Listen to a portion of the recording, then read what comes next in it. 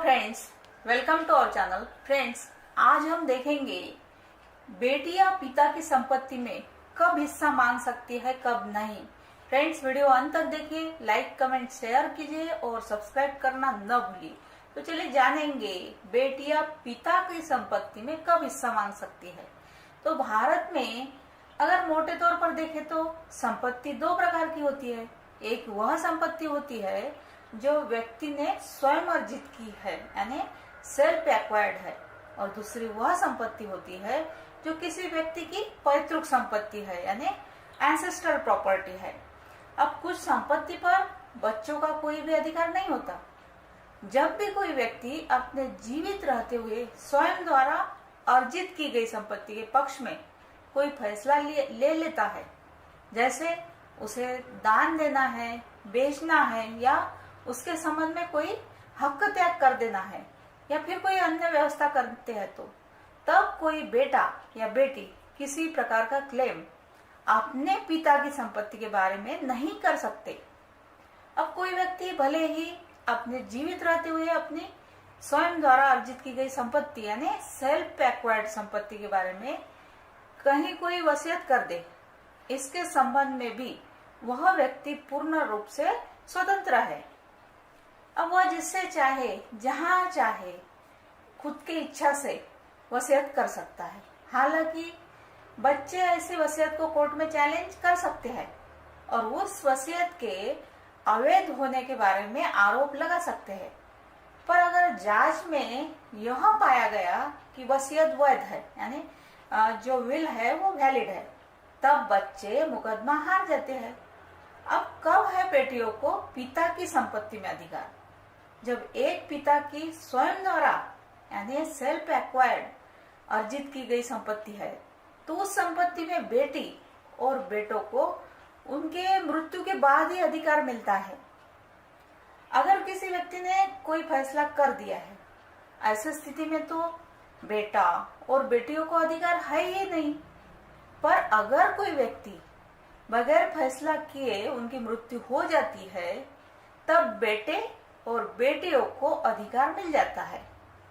अब हिंदू उत्तराधिकार अधिनियम यानी हिंदू सक्सेशन एक्ट 1956 में बेटे और बेटी को बराबर यानी इक्वल अधिकारी माना है।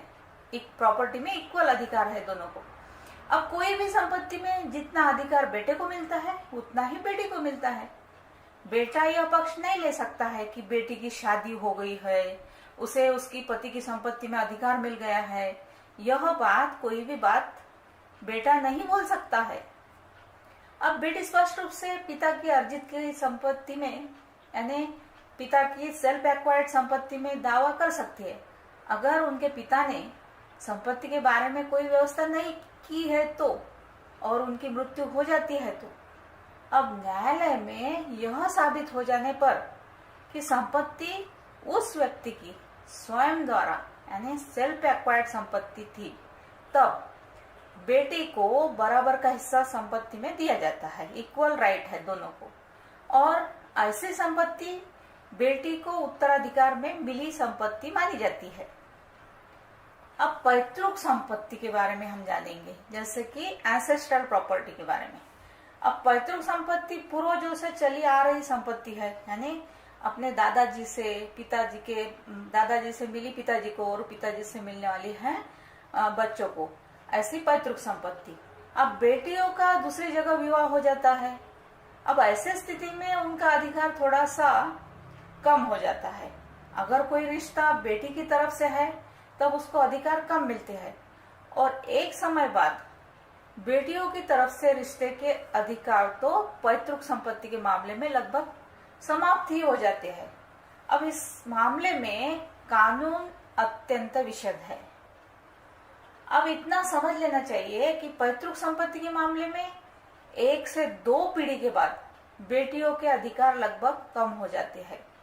पर 2005 में हिंदू उत्तराधिकार अधिनियम यानी हिंदू सक्सेशन एक्ट में कुछ परिवर्तन किए गए हैं, यानी चेंज हुआ है इस कानून में, और अब एक बेटी को भी पैतृक संपत्ति में लगभग बेटे के ही तरह से यानी इक्वल राइट इक्वल अधिकार प्राप्त है। अब पैतृक संपत्ति के मामले में भी उसे बेटे से कहीं भी कम नहीं, बेटे से कहीं भी किसी भी तौल में कम नहीं आंका जाएगा, भले ही उसकी कहीं भी शादी हुई हो, कितने भी समय पहले हुई हो, कितने भी साल हुए हो, या फिर वह कोई भी पीढ़ी की क्यों न हो। बेटियों को कब नहीं मिलता है उत्तराधिकार, कुछ परिस्थितियां ऐसी भी है। अब कुछ सर्कमस्टेंस है कि जब बेटियों को अधिकार नहीं मिलता है। अब कब नहीं मिलता है, तो जब बेटियों को संपत्ति में उत्तराधिकार नहीं मिलता है, जैसे कि कोई बेटी अपने को उत्तराधिकार में मिले हक को त्याग कर देती है, यानी दूसरे को दे देती है, तब उसे संपत्ति में किसी प्रकार का अधिकार नहीं मिलता। अब भले ही ऐसी संपत्ति उसके पिता की स्वयं अर्जित संपत्ति हो, यानी सेल्फ एक्वायर्ड हो, या फिर उसके पिता को पैतृक संपत्ति में से मिली हो। अगर बेटी में अपने हिस्से का त्याग कर दिया है और किसी पक्षकार के पक्ष में रिलीज डीड लिख दी है और उस रिलीज डीड को रजिस्टर्ड करवा लिया गया है, वो डॉक्यूमेंट को रजिस्टर करवा लिया गया है, तब बेटी किसी भी अधिकार को क्लेम नहीं कर सकती है। जब बाप बेटों को वसीयत कर दे, बेटों के नाम से वसीयत कर दे, अगर बाप स्वयं द्वारा यानी सेल्फ एक्वायर्ड प्रॉपर्टी है, तो ऐसी स्वयं द्वारा अर्जित संपत्ति की वसीयत बेटों के पक्ष में लिख दे और बेटियों को पूर्ण रूप से खारिज कर दे, ऐसी वसीयत को रजिस्टर्ड भी करवा लिया जाए, तब बाप यानी उनके पिता के मृत्यु के बाद बेटियों को संपत्ति में किसी भी प्रकार का कोई अधिकार नहीं होता है।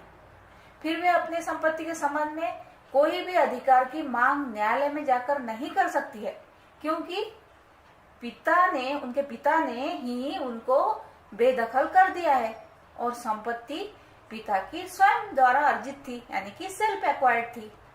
अब यहाँ पर यह विशेष रूप से ध्यान देना चाहिए कि पिता स्वयं द्वारा अर्जित संपत्ति के संबंध में तो बेटों के पक्ष में वसीयत कर सकते हैं, पर वह कोई भी वसीयत पैतृक संपत्ति के संबंध में नहीं कर सकते हैं, क्योंकि पैतृक संपत्ति उन्हें अपने पूर्वजों से मिली है। अब संपत्ति में उनके बेटी का भी अधिकार है, वह व्यक्ति अपनी बेटी को अधिकार से वंचित नहीं रख सकते। अब इन सब बातों के बाद कुछ ऐसी बातें समाज में चलती है, किसी व्यक्ति के कहीं विरोध के बाद भी शादी कर लेने पर संपत्ति में हिस्सा नहीं मिलता है। यह बात निराधार है। कोई व्यक्ति किसी व्यक्ति से शादी कर ले तो उसका संपत्ति में अधिकार इस बात से समाप्त नहीं हो जाता, क्योंकि कोई व्यक्ति कोई बुरा काम कर ले उससे भी उसका संपत्ति में अधिकार समाप्त नहीं हो जाता। सो फ्रेंड्स, यह थी महत्वपूर्ण जानकारी। बेटी अपने पिता के संपत्ति में हिस्सा कब मांग सकती है, कब नहीं, इसके बारे में। Thank you.